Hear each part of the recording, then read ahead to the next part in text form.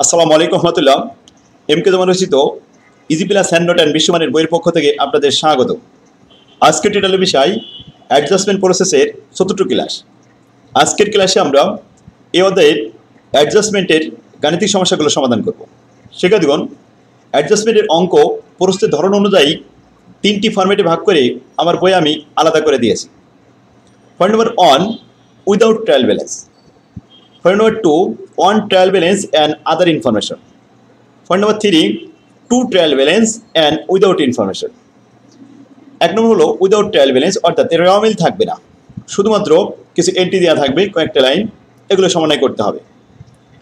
দুই নম্বর ফরম্যাট হলো on trial balance and other information, অর্থাৎ একটা রেওয়ামিল দেওয়া থাকবে, সাথে কিছু সমন্বয় দেওয়া থাকবে নিচেই, রেওয়ামিলের সাথে সমন্বয় মিলিয়ে অ্যাডজাস্টিং করতে হবে। 3 নম্বর ফরম্যাট হলো two trial balance without information, দুইটা রেওয়ামিল দেওয়া থাকবে, পাশাপাশি কোনো ইনফরমেশন দেওয়া থাকবে না, শুধু বলা থাকবে প্রিপেয়ার দ্য অ্যাডজাস্টিং এন্ট্রি। চলুন তাহলে প্রশ্নগুলো দেখে একবার চিনে আসি কীভাবে আমরা চিনতে পারবো এই তিনটে ফরম্যাট। 1 নম্বর ফরম্যাট উইদাউট ট্রায়াল ব্যালেন্স, শুধুমাত্র কিছু ইনফরমেশন দেওয়া থাকবে, কোনো রেওয়ামিল নেই, এখানে 10টা এন্ট্রি দেওয়া আছে, এটা হলো উইদাউট ট্রায়াল ব্যালেন্স, রেওয়ামিল ছাড়াই প্রশ্ন, সরাসরি আমাদের অ্যাডজাস্টিং করতে হবে। এবার আসুন 2 নম্বর ফরম্যাট। আমাদের বইয়ের 2 নম্বর ফরম্যাটটা দেখে আসি। On trial balance and other information, একটা রেওয়ামিল দেওয়া থাকবে আর নিচেই কিছু অ্যাডিশনাল ইনফরমেশন দেওয়া থাকবে। দেখুন, একটা রেওয়ামিল দেওয়া আছে আর নিচেই ইনফরমেশন দেওয়া আছে। নিচে যে 6টি ইনফরমেশন দেওয়া আছে, এই 6টি জাবেদা করতে হবে রেওয়ামিলের সাথে মিলাই। এগুলি সব একই রকম একই জাতীয় অঙ্ক এক জায়গায় করে দিয়েছি, যে একটা রেওয়ামিল এবং অ্যাডিশনাল ইনফরমেশন। এরপরে চলুন আমরা 3 নম্বর ফরম্যাট দেখে আসি, two trial balance and without information. দেখুন, এটা হচ্ছে একটা রেওয়ামিল, কিন্তু রেওয়ামিলটা দুই পাশ মিলানো নেই, তারপর এটা ব্যালেন্স দেওয়া আছে আর নিচেই সমন্বয় দেওয়া আছে, এইগুলো দেখে অ্যান্সার করতে হবে। এদের তো অঙ্ক আসে বেশি পরীক্ষায়। 3 নম্বর ফরম্যাটে যাই, টু ট্রায়াল ব্যালেন্স, দুইটা রেওয়ামিল দেওয়া থাকবে পাশাপাশি, একটা হবে আনঅ্যাডজাস্টেড ট্রায়াল ব্যালেন্স আর একটা হলো অ্যাডজাস্টেড ট্রায়াল ব্যালেন্স, মানে সমন্বিত আর অসমন্বিত, সমন্বয়ের পূর্বে আর সমন্বয়ের পরে। এখন আসুন 3 নম্বর to trial balance, unadjusted and adjusted. এখানে নিচেই কোনো ইনফরমেশন দেওয়া থাকবে না, এই ধরনের অঙ্ক পরীক্ষা আসে বেশি এবং খুব সহজ এই 3 নম্বর ফরম্যাটের অঙ্কগুলো। তো আসলে আমরা 1 নম্বর ফরম্যাটে অঙ্কটা প্রথমে দেখে আসি আমাদের বইয়ের।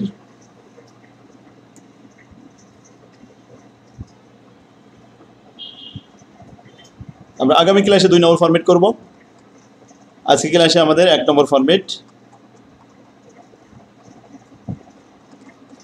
যাদের কাছে বই আছে আপনারা বইটা বের করুন, আর যাদের কাছে বই নেই তারা বইটা সংগ্রহ করার জন্য আমাদের সাথে অফিসে যোগাযোগ করে অনলাইনে বই নেওয়ার ব্যবস্থা করুন। কুরিয়ার সার্ভিসে বই পাঠানো হয়। সেক্ষেত্রে আমরা 1 নম্বর, এখানে প্রথমে 1 নম্বর ফরম্যাটের প্রবলেম নম্বর 1, এটা আমাদের 13 নম্বর প্রবলেমে আছে। প্রশ্নটি বলা হচ্ছে, give the adjusting entry on the following item. 10টি আইটেম আছে, সার্ভিস প্রোভাইডেড বাট আনবিল, সেবা দেওয়া হয়েছে টাকা পাওয়া যায়নি, এটা বকেয়া আয়, যাবে হবে account receive debit, service revenue credit. Narration হবে to adjust service revenue. Number 2, office supplies use by the proprietor, মালিক ব্যবহার করেছে, মালিকের নিজ প্রয়োজনে যদি ব্যবহার করে কোনো সম্পত্তি বা কোনো পণ্য, তাহলে সেটা উত্তোলন হয়, এই জন্য সাপ্লাইজ কমে যাবে, সাপ্লাইজ ক্রেডিট হবে আর উত্তোলন ড্রয়িং ডেবিট হবে। তো উইথড্র ডেবিট আর office supplies credit, to adjust office supplies.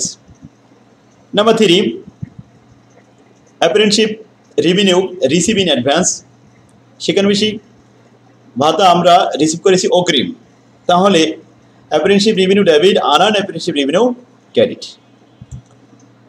তো সেখানে বেশি সেলামি নেওয়া হয়েছে অগ্রিম, এটা লিখলাম, আনটা ক্রেডিট করলাম, এটা অগ্রিম আয়। Number 4, store supplies have been use, ব্যবহার হয়েছে 2000 টাকা, তো ব্যবহার হয়েছে খরচ হয়ে গেছে, তো লিখবো স্টোর সাপ্লাইজ ডেবিট আর স্টোর সাপ্লাইজ ক্রেডিট 2000 টাকা। ইউটিলিটি এক্সপেন্সেস অফ টাকা 2000 is to be paid in the following month. দেখুন, ইউটিলিটি এক্সপেন্সেস অফ টাকা 2000 ইজ টু বি পেইড, দিতে হবে আগামী মাসে। তাহলে এটা বকেয়া রয়েছে, বকেয়া খরচ ইউটিলিটি এক্সপেন্স ডেবিট আর ইউটিলিটি পেয়েবল ক্রেডিট। খরচ সংগঠিত হয়েছে কিন্তু পরের মাসে দেওয়া হবে, এক মাস বকেয়া থাকবে, এটার জন্য পেয়েবল লিখতে হবে। Number 6, unearned service revenue has been earn. কোনো আনআর্ন যদি হ্যাজ বিন আর্ন হয়ে যায় তাহলে আনআর্ন তো সঙ্গে ক্রেডিট, ওইটা তখন ডেবিট হয়ে যাবে আর সংশ্লিষ্ট রেভিনিউ ক্রেডিট হবে। তাহলে অগ্রিম আয় এখন আয় রূপান্তর হলো আনআর্ন সার্ভিস ডেবিট। এই কয় নাম্বার? এটা 6 নাম্বার। এই যে আনআর্ন সার্ভিস রেভিনিউ ডেবিট আর সার্ভিস রেভিনিউ ক্রেডিট। এবার 7 নম্বরে আসুন, ইন্টারেস্ট অ্যাক্রুড অন ইনভেস্টমেন্ট, বিনিয়োগের উপরে সুদ বকেয়া আছে। তা বিনিয়োগের সুদ আয়, আয় বকেয়া থাকলে সেটা রিসিভেবল হয়, interest receivable debit, interest revenue credit. 7 number, two adjust the interest revenue. Number 8, in the cash in hand there is a check of টাকা 1500 which is provided with worthless, এটা worthless বলে মূল্যহীন হয়ে গেছে। যে ক্যাশ ইন হ্যান্ড অর্থাৎ cash বাক্সে একটা চেক আছে 1500 টাকা, যেটা এটার মেয়াদ উত্তীর্ণ হয়ে গেছে অর্থাৎ ডেট এক্সপায়ার হয়ে গেছে, এটা ক্ষতি হয়ে গেছে। তো ক্ষতি হয়ে গেলে আমাদের এখন ক্যাশ তো কমে গেল, তো ক্যাশ ক্রেডিট হবে। আর মিসেলিনিয়াস এক্সপেন্স বা ইউটিলিটি এক্সপেন্স ডেবিট, এটা accident loss. Number 9, depreciation on office equipment, depreciation expense debit, accumulated depreciation hyphen দিয়ে অফিস ইকুইপমেন্ট লিখতে হবে। Depreciation expense debit, accumulated depreciation credit.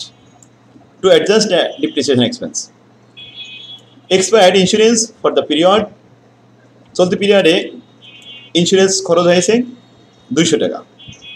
দেখুন তাহলে insurance expense debit, prepaid insurance credit. যে অগ্রিম যে ব্যয়টা দেওয়া ছিল প্রিপেড, সেটা আস্তে আস্তে হ্রাস পাচ্ছে, তাই প্রিপেড ক্রেডিট হয়েছে, সম্পদ কমে গেল। আর ইন্স্যুরেন্স এক্সপেন্স বৃদ্ধি পেয়েছে, তাই ডেবিট হয়েছে।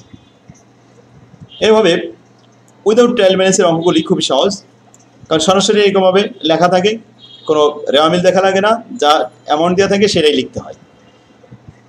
তো সেখানে দেখুন এটা পারবেন। আমরা উইদাউট ট্রায়াল ব্যালেন্সের একটা অঙ্ক দেখি, এখানে 14 সালের, এটা 6 নম্বর অঙ্ক। ক্লোজিং ইনভেন্টরি ভ্যালু অফ টাকা 20,000, তাহলে আমরা দাবিতে করবো ক্লোজিং ইনভেন্টরি ডেবিট আর পার্চেস ক্রেডিট, এন্ডিং আর ক্লোজিং যেটা লেখা থাকবে সেটা আমরা ইউজ করবো। Number 2, salary accrued, salary expense debit, salary payable credit. Prepaid insurance, এই প্রিপেড ইন্স্যুরেন্স আছে কত? 5,000 টাকা। তো প্রিপেড ইন্স্যুরেন্স ডেবিট আর ইন্স্যুরেন্স এক্সপেন্স ক্রেডিট। এটা ভাবলাম যে প্রিপেড ইন্স্যুরেন্স মানে এটা আমাদের অগ্রিম দেওয়া হয়েছে, তার অগ্রিম যদি দেওয়া হয় তাহলে প্রিপেড এটা সম্পদ, প্রিপেড ডেবিট আর insurance expense credit. Wages paid in advance, prepaid wages debit আর wages expense credit. Bad debt written off, তো bad debt debit, provision for bad debt credit. দেখুন এখানে একটা কথা আছে, ব্যাড ডেট 2 প্রকার। একটা হচ্ছে যে প্রথমে ডিরেক্ট অ্যান্ড ইনডিরেক্ট। যখন বলা হয় যে রিটেন অফ মানে মুছে ফেলানো হলো, সরাসরি এটা শিওর যে টাকা আদায় হবে না, এই জন্য আমরা এটা প্রভিশন লিখবো না, এটা আমরা লিখবো অ্যাকাউন্ট রিসিভেবল ক্রেডিট। তাহলে bad debt expense debit, account receivable credit, সরাসরি বসে রিটেন অফ মুছে ফেলতে হবে, এটা শিওর যে এটা আদায় হবে না। আর যদি বলা হয় এস্টিমেটেড দ্যাট 5% নট কালেক্টেবল অথবা ব্যাড ডেট এক্সপেন্সেস অ্যালোয়েবল, এই ধরনের কিছু বলতো, তাহলে আমরা পার্সেন্টেজ দেওয়া থাকলে তখন লিখতাম bad debt expense debit, allowance for bad debt credit লিখতাম, ওটা ইনডাইরেক্ট বলা হতো। তাহলে আমরা লিখলাম কি bad debt expense debit, account receivable credit. Allowance for doubtful debt, সন্দেহজনক সঞ্চিতি। এই যে এখানে আমরা দেখছি allowance for doubtful debt, doubt হচ্ছে সন্দেহ হচ্ছে যে মনে হয় সম্ভবত আদায় হবে না, এরকম সন্দেহ থাকলে তখন ব্যাড ডেট ডেবিট আর provision for bad debt credit. Clear? তো প্রভিশনটা আমরা অ্যালাউন্স বলতে পারি। To adjust the bad debt expense. Number 7, create a reserve for discount on account receivable, account receivable উপরে রিজার্ভ ব্যাড ডেট রিজার্ভ ধার্য করতে হবে, কত? 600 টাকা। তো discount allow debit, allowance for discount credit. এরপরে আসুন দিনাদার মাত্রা হলো ক্রিয়েটেড রিজার্ভ ফর, হ্যাঁ এটা তো পড়লাম। 8 নম্বরে ইন্টারেস্ট অন লোন আউটস্ট্যান্ডিং, লোনের পরে সুদ, এটা ব্যয়, interest expense debit, interest payable credit, interest expense debit, interest payable credit. Number 9, goods destroyed by fire, এটা আগুনে নষ্ট হয়ে গেছে, অ্যাক্সিডেন্ট নষ্ট হয়ে গেছে, এটা একটা অ্যাক্সিডেন্ট লস, দুইবার একটা ক্ষতি হয়ে গেছে, অ্যাক্সিডেন্ট লস ডেবিট আর পারচেস ক্রেডিট। আগুনে পড়ে গেছে, এই জন্য অ্যাক্সিডেন্ট লস হয়েছে। কমিশন রিসিভ ইন অ্যাডভান্স, অগ্রিম নিয়ে ফেলেছি, তাহলে commission revenue debit, unearned commission revenue credit 1200 টাকা। ক্লিয়ার? সেক্ষেত্রে দেখুন, তাহলে উইদাউট ট্রায়াল ব্যালেন্স আমরা দেখলাম, এটা খুব সহজ। আমি এখানে অনেকগুলো অঙ্ক দিয়েছি, এগুলো আপনারা একটু প্র্যাকটিস করবেন। আর ইম্পর্টেন্ট অঙ্ক হিসেবে আমি যেগুলো ইম্পর্টেন্ট সেগুলো দেখাচ্ছি। এরপরে উইদাউট ট্রায়াল ব্যালেন্স আমরা লাস্টের দিকে চলে যাই। লাস্টের দিকে কিছু ইম্পর্টেন্ট অঙ্ক আছে, এই অঙ্কটা দেখি। Using the following information prepare adjusting entry in the books of the Shaima enterprise. এখানে আমাদের 14 সালের ইন্ডেটে কিছু ইনফরমেশন দিয়েছে, নাম্বার মোট 10টি। এক নম্বর বলা আছে prepaid insurance expired during the year, 2925 টাকা। দেখুন, প্রিপেইড ইন্স্যুরেন্স এক্সপায়ার্ড হয়েছে, এক্সপায়ার্ড মানে কি, খরচ হয়ে গেছে, তাহলে insurance debit, prepaid insurance credit. Number 2 বলা আছে ইউজ দ্য অফিস সাপ্লাইজ, তো অফিস সাপ্লাইজ ব্যবহার হয়েছে, অফিস সাপ্লাই এক্সপেন্স ডেবিট আর office supplies credit, office supplies কমে গেছে। Estimated depreciation of office equipment, তাহলে অফিস ইকুইপমেন্টের অবস্থায় ধার্য করা হয়েছে 5500 টাকা, depreciation expense debit, accumulated depreciation credit. Clear? On office equipment. Number 4 the unearned revenue unearned rent has been earned by the year 1250 টাকা। দেখুন, কোনো unearned যদি has been earned হয়ে যায় তাহলে unearned ডেবিট হবে আর রেভিনিউ ক্রেডিট হবে। তা unearned rent, তো unearned rent ডেবিট আর রেন্ট রেভিনিউ ক্রেডিট। যে রেভিনিউ has been earned হবে সেই রেভিনিউ ক্রেডিট করতে হবে। অ্যাক্রুড রেন্ট রেভিনিউ, এখন রেন্ট রেভিনিউ বকে আছে, তো আয় বকে থাকলে কি হয়, account receivable debit, rent revenue credit. First নাম্বারে account receivable debit, rent revenue credit to adjust the revenue, rent revenue. Number 6 wages not paid, wages expense debit, wages payable credit 700 টাকা।